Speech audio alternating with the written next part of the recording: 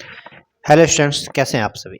देखो, आज फिर से हम लोग आ गए एक नए चैप्टर के मॉक टेस्ट को लेकर, जिसका नाम है पर्यावरण जीव विज्ञान।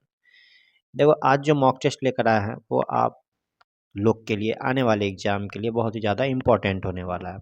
तो ध्यान से देखिए कि यहाँ पे कौन कौन सा इम्पोर्टेंट क्वेश्चन लेकर आया है।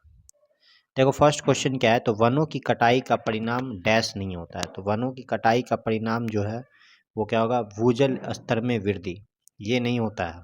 ठीक है, आगे बढ़ेंगे, नेक्स्ट क्वेश्चन पे आते हैं। मिट्टी का सबसे महत्वपूर्ण कारक प्रदूषक डैश हो सकता है। तो मिट्टी का जो सबसे ज़्यादा प्रदूषक मतलब कौन है, तो प्लास्टिक ही हो सकता है, लोहा अपमार्जक से ज़्यादा। आगे बढ़ेंगे, रबी की फसल का उदाहरण कौन है।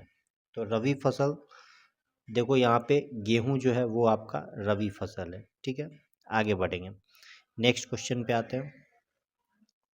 जलों को साफ करना डैश को हटाने की एक प्रक्रिया है। तो देखो, जलों को साफ करना किसको हटाने की प्रक्रिया, ऑप्शन देखिए यहाँ पे दिया हुआ है, संदूषकों, रंग और गंध।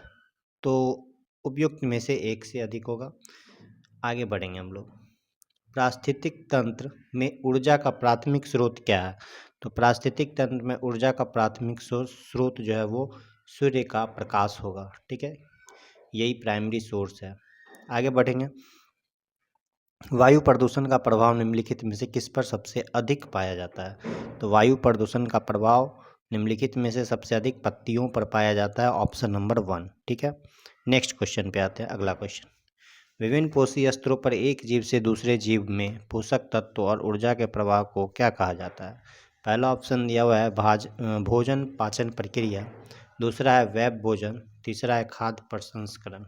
ये तीनों में से कोई भी इसका सही आंसर नहीं होगा। इसका सही आंसर होगा खाद्य श्रृंखला। खाद्य श्रृंखला होगा इसका सही आंसर, जो कि यहाँ पे ऑप्शन 5 उपयुक्त में से कोई नहीं दिया हुआ है। ठीक है, आगे बढ़ेंगे, नेक्स्ट क्वेश्चन पे आते हैं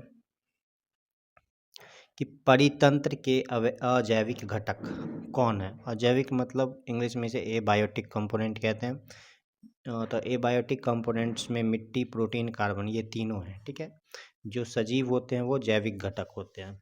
यहाँ मिट्टी, प्रोटीन, कार्बन, ये तीनों क्या होंगे, अजैविक घटक। तो इसका सही आंसर होगा उपयुक्त में से एक से अधिक। आगे बढ़ेंगे, उपभोक्ता क्या है। उपभोक्ता मतलब आपका कंज्यूमर। सबसे पहले क्या होता है, प्रोड्यूसर, उसके बाद कंज्यूमर, ये होता है। तो उपभोक्ता आपका क्या है, तो उपभोक्ता जो है, हरे पौधे क्या होते हैं, वो प्रोड्यूसर होते हैं, मतलब वो उत्पादक होते हैं। और सेकंड में क्या होता है, उपभोक्ता होता है, जो कि कौन हो सकते हैं, तो शाकाहारी और मांसाहारी दोनों उपभोक्ता में आएंगे, यानी ऑप्शन 2 और 3 दोनों होगा। तो यहाँ पे उपयुक्त में से एक से अधिक हम टिक लगा देंगे।